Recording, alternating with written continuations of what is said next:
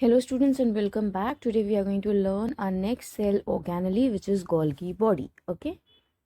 So my Golgi bodies are basically part of my endomembranous system. Now my question is what exactly my endomembranous system is.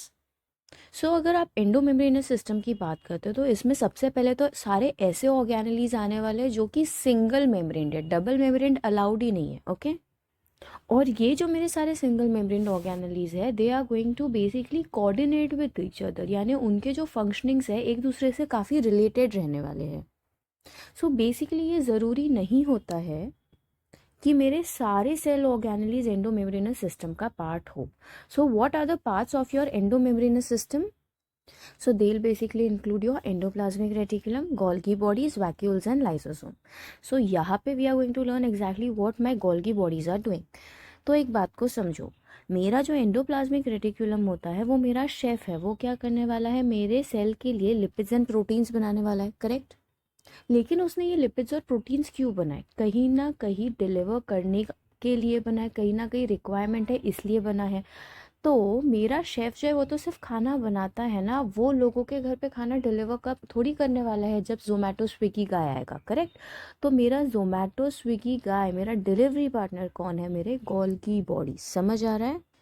यानी मैं ये कह सकती हूँ कि जो मेरा गोल्गी बॉडी है वो हमेशा न्यूक्लियस एंड एंडोप्लाज्मिक रेटिकुलम के बहुत पास में रहने वाला है.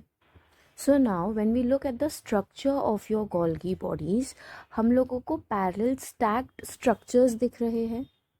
सो ये जो मेरे 3 पैरेलल स्टैक स्ट्रक्चर्स है, ये सिंगल स्ट्रक्चर को हम कहते हैं सिस्टर्नी. सो बेसिकली ये जो सिस्टर्नीज है ये इंडिविजुअल एंटिटीज़ है, ये इंटरकनेक्टेड नहीं है, लेकिन ये एक दूसरे से लिंक्ड फिर भी रहने वाले हैं. करेक्ट. अब बात को समझो, जब भी मेरा कोई भी प्रोटीन या लिपिड पैकेज करने के लिए आएगा तो वो न्यूक्लियस वाले साइड के सिस्टर्नी से एंटर करेगा एंड देन पैकेजिंग अच्छे से होगी टिल द वेरी एंड. और कंप्लीट पैकेजिंग के बाद जो सबसे एंड वाला सिस्टर्न है वो उससे बाहर निकलेगा. सो बेसिकली जो न्यूक्लियस के सबसे पास वाला सिस्टर्नी है that will be called as forming phase. Correct. जो कि एक इमेच्योर फेज है क्योंकि यहाँ पे पैकेजिंग स्टार्ट हुई है, लेकिन जो मेरा लास्ट वाला सिस्टर्नी है that will be called as your mature phase, क्योंकि यहाँ पे पैकेजिंग कंप्लीट हो चुकी है. Correct. So my forming and mature phase also have few other names.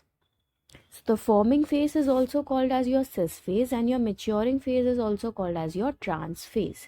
Now the question is इसमें से concave कौन है और convex कौन है?